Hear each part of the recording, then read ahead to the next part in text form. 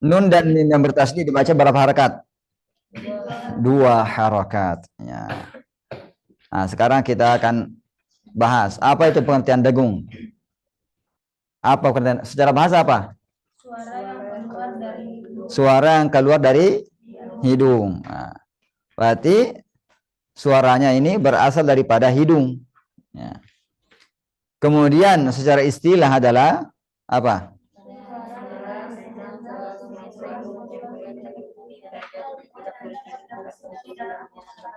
Berarti suara yang jelas yang selalu menyertai huruf mim dan nun dan lidah tidak berfungsi dalam pengucapannya. Nah, disebutkan di sini selalu menyertai mim dan nun. Artinya kalau selalu menyertai baik dalam keadaan sukun, keadaan berharakat, ya, maka tetap ada dengungnya. Kemudian dari hidung. Artinya kalau hidungnya ditutup, maka bunyi dengungnya tidak bagus atau tidak sempurna atau tidak enak. Nah, maka hilang dengungnya atau dengungnya apa? Tidak sempurna. Contohnya ma, bagus kan dengarannya? Ma. Nah, saya tutup. Ma. Bagus tak bunyinya? Enggak. Mi, bagus bunyinya. Mu, bagus bunyinya. Saya tutup nih. Mi, mu. Bagus tak bunyinya? Nah, tidak enak kan? Nah, maka itu yang membuktikan bahwa dia berasal dari hidung dan selalu menyertai mim dan nun baik dalam kondisi berharakat maupun tidak berharakat.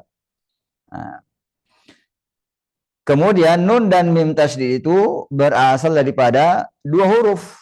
Yang pertama sukun, yang kedua berharakat. Kemudian sukun yang pertama digabungkan ke yang kedua menjadi satu huruf yang bertasydid. Ya. Masih ditambah lagi kan? Ada dua nih. Hah? Mau digambarin? Enggak usah. Oh, ini pencoret-coretnya. Enggak ada. Raihana. Enggak ada.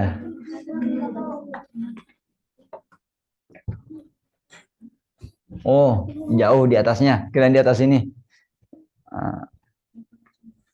Masa sekaligus 3 dikasih. Baik. Apa tadi? Nun yang bertasydid dan apa nih? Mim yang bertasydid. Nah, ini berasal dari mana? Nun sukun, kemudian plus nun yang berharakat. Nah, digabung menjadi satu menjadilah nun yang bertasydid. Nah, ini juga sama, asalnya mim sukun, kemudian tambah mim yang berharakat. Nah, dijadikanlah menjadi mim yang bertasydid. Nah, mudah kan? Nah. Kemudian tingkatan dengung. Nah, karena kita akan membahas dengung tadi di awal judulnya, maka kita harus tahu tingkatan dengung. Tingkatan dengung itu ada 4. Nah, yang pertama akmal, berada pada yang bertasydid dan idgham, dan tidak ada perbedaannya antara muttasil dan munfasil. Muttasil itu apa? Bersambung. Seperti apa? Summa, inna. Nah, yang munfasil artinya berpisah seperti apa? Innahnu, kemudian lahum minallah. Nah, ini sama-sama bertasydid. Nah, cuma satu secara jelas menunjukkan nun sukunnya dengan apa? Harakat dengan bentuk sukun. Nah, kemudian yang muttasil tidak menunjukkan nun sukun atau mim sukun dengan bentuk sukunnya, langsung pada tasdidnya. Nah, kemudian yang kedua adalah kamilah, berada pada ikhfa syafawi, iklab, dan idgham bigunna pada huruf waw dan ya. Nah, idgham bigunna pada huruf nun dan mim masuk ke mana? Yang bertasydid tadi, yang akmal tingkatannya. Nah, kemudian yang ketiga adalah naqisah. Nah, berada pada idhar khalqi dan idhar syafawi. Nah, kemudian yang keempat adalah anqas, berada pada huruf mim dan huruf nun yang berharakat. Harakatnya apa? Fathah, kasrah, dhammah. Kalau sukun termasuk harakat enggak? Sukun termasuk harakat enggak? Oh, enggak ada yang ngomong? Sukun. Masuknya tanda baca tapi bukan harokat. Harus dipahami. Jangan sampai bilang harakat sukun. Enggak ada harakat sukun. Harakat itu cuma 3. Fathah, kasrah, dhammah. Kemudian ukuran dengung pada tingkatan akmal dan kamilah itu sama. Berapa rakaat? 2 harokat. Nun dan mim yang bertasdid dibaca 2 harokat. Ikhfa dibaca dengungnya 2 harokat. Ikhfa syafawi dibaca dengungnya 2 harokat. Idgham bigunnah pada huruf waw dan ya, mim dan nun dibaca 2 harokat. Ya. Karena dia berada posisi tingkatan akmal dan kamilah yang sama-sama ditahan bunyi dengungnya 2 harokat. Nah, kemudian tingkatan yang ketiga naqisah itu berkurang daripada 2 harakat. Kadarnya 1 harakat. Kemudian apa lagi? Tingkatan angkos yang sangat kurang. Tidak sampai 1 harakat, hanya apa? Yang ada hanya sifat asli dengungnya saja. Sifat asli dengungnya saja. Kemudian di situ ada contoh nun tasdid yang berada pada pertengahan kata, nun tasdid pada akhir kata, nun tasdid pada pertemuan 2 kata. Begitu juga pada mim ada pertengahan kata, kemudian ada di akhir kata, kemudian ada yang di pertemuan 2 kata. Nanti silahkan dibaca aja. Siapa mau baca? Ayo baca. Ingat berapa harakat yang bertasdid. 1 contoh masing-masing.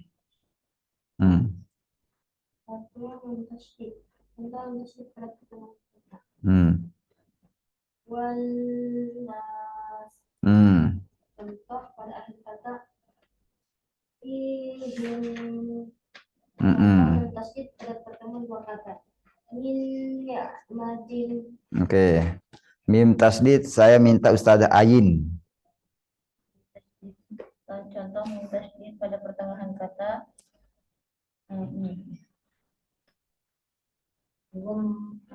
Gummatun. Berapa harakat? 2. Coba ulangi. Gummatun. Lagi. Terus? Tuhammalna. Ilhammat. 1 contoh aja masing-masing. Terus di akhir katanya 1 amma. Kalau berhenti di amma gimana caranya? Oke, terus. Contoh mim tasydid pada pertemuan 2 kata itu alaikum maqami. Oke, baik. Jazakumullah khairan. Sekarang kita pindah ke hukum mim sukun. Wal mimu intaskun taji qabla al-hija la alifin layyinatin lidil hija.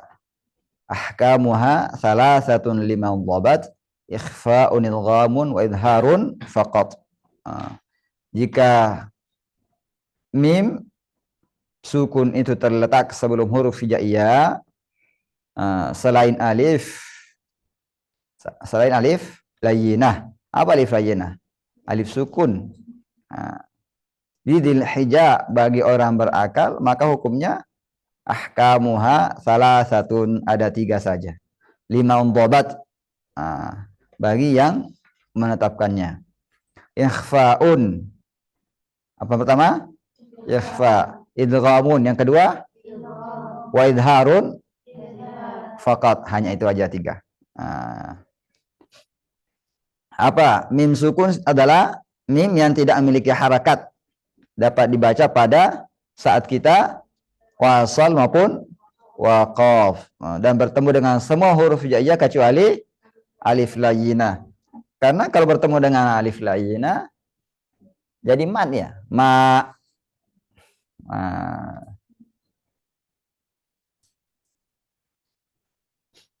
Kemudian yang pertama disebut apa tadi? Fal awwalu ikhfa'u 'indal ba'i wa sammi syafiyya lil qurra'i. Yang pertama daripada hukum mim sukun adalah ikhfa'u 'indal ba'i. Baca ikhfa ketika bertemu dengan ba. Wa sammi syafiyya lil qurra'i, dan namakan hukum ini apa? Ikhfa syafawi. Ya. Yang disebutkan oleh ahli qiraah atau ahlul Quran atau ahli yang mengenai dengan tata bacaan. Ya. Maka di sini yang pertama mengenai ikhfa syafawi. Secara istilah apa ikhfa syafawi? Nomor 1 ada di bawah.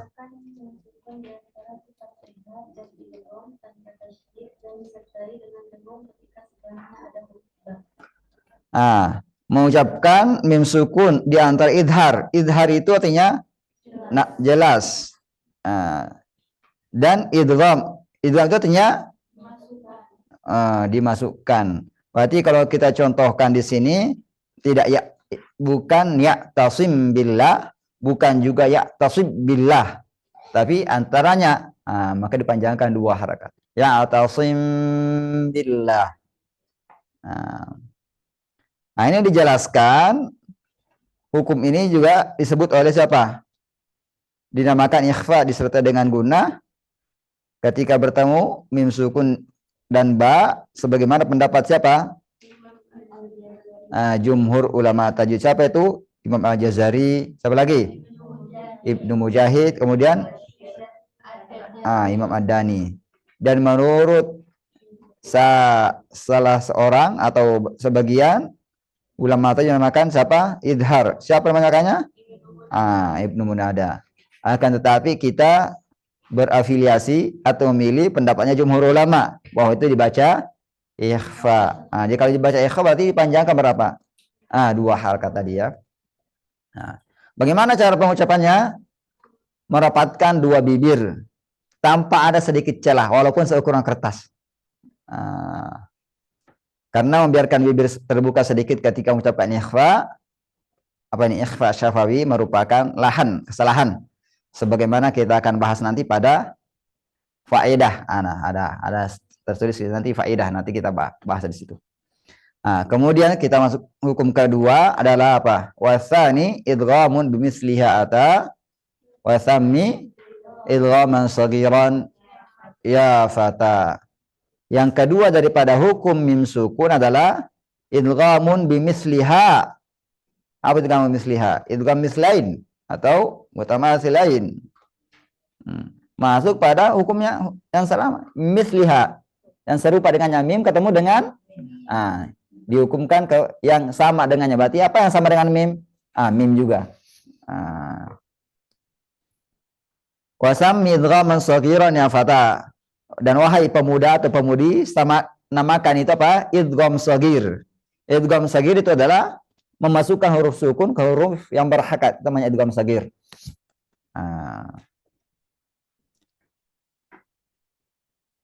Ini disebutkan hukum yang kedua, idgham mutamatsilain atau mislain. Apa pengertiannya?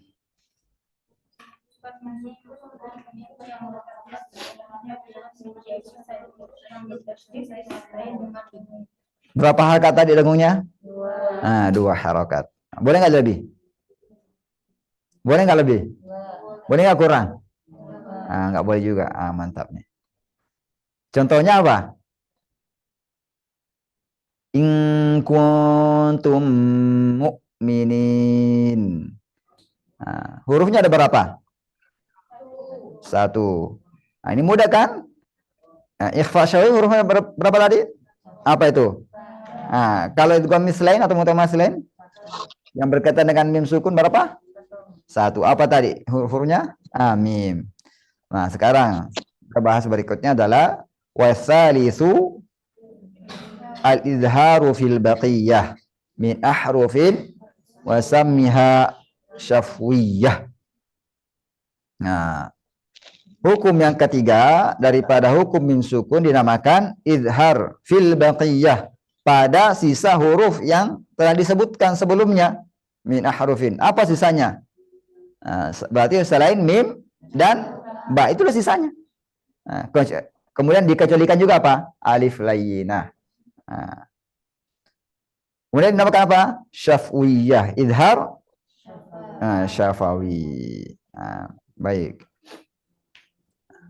Nah, ini di sini hukum ketiga adalah izhar syafawi. Apa maksudnya izhar syafawi?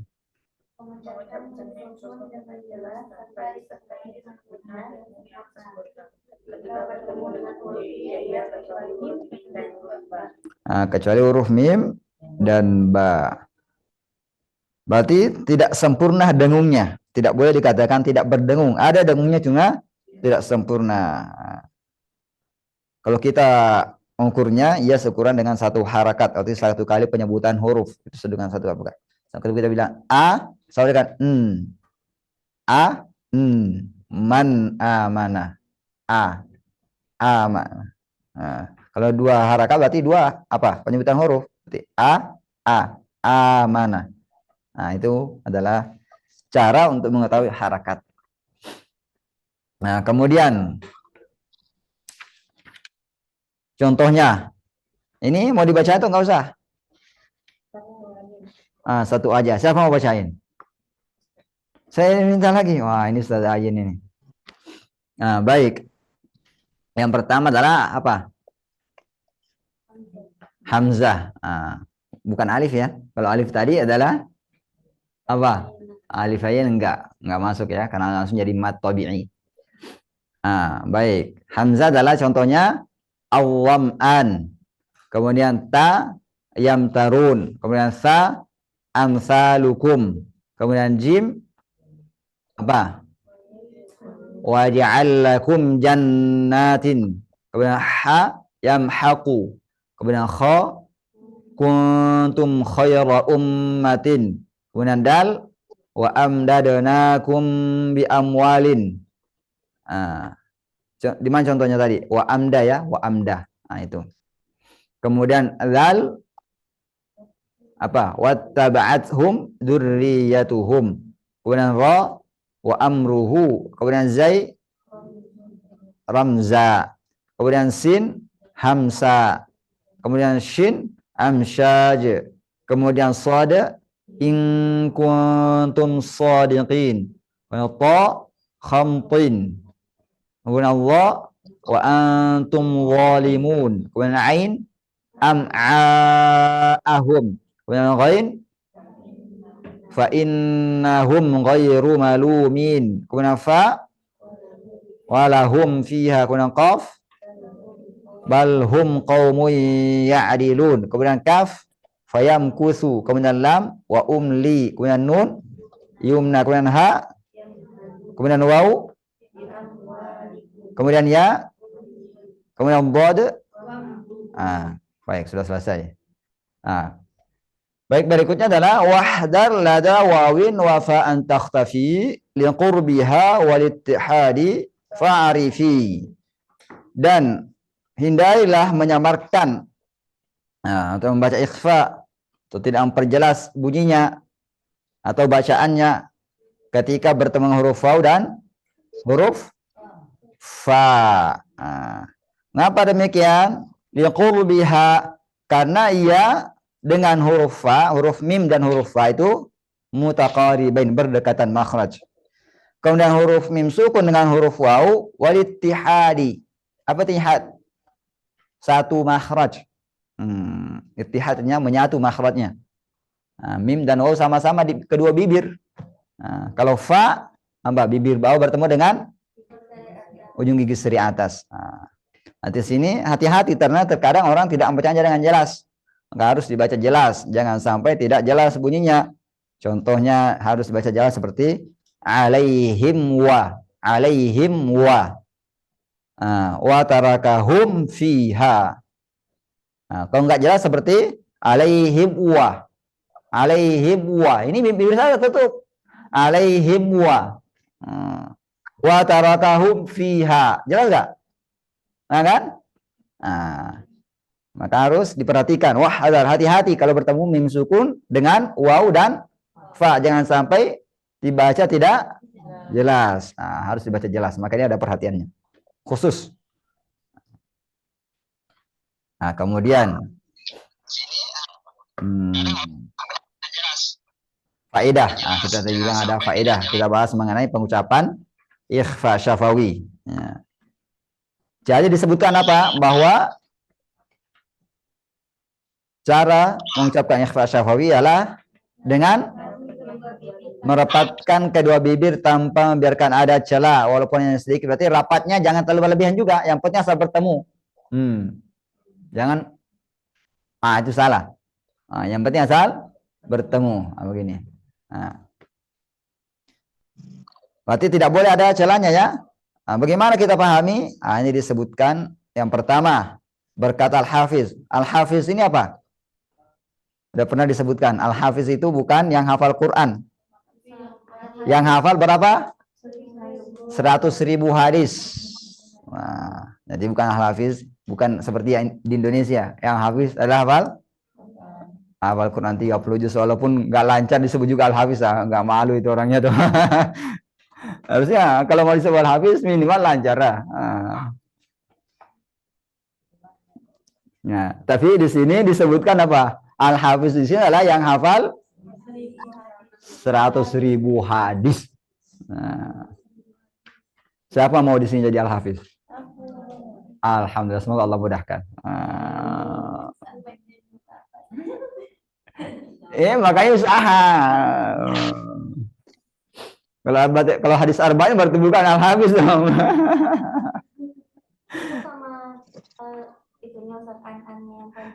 Iya, dengan perawinya juga.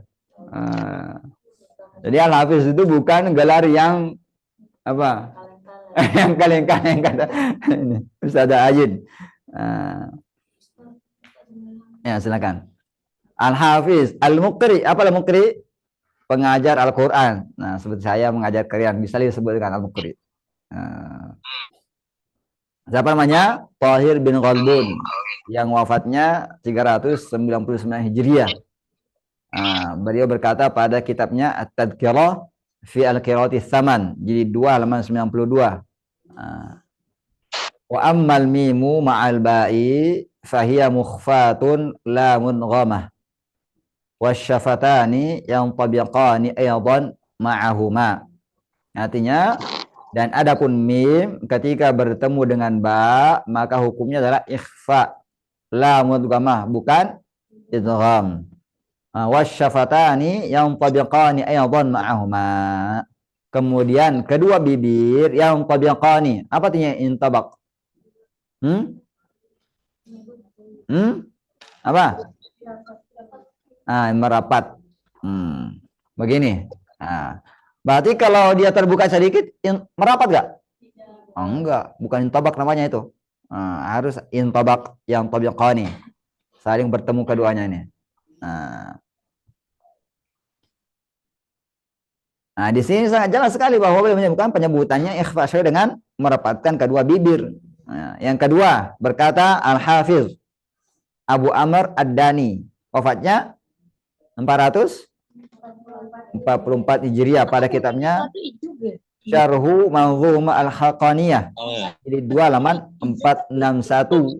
Ya, sebagaimana beliau nukil dari perkataan Abul Abbas Muhammad bin Yusuf yang wafat 332 Hijriah. Disebutkan di situ, yang ada garis bawahnya aja.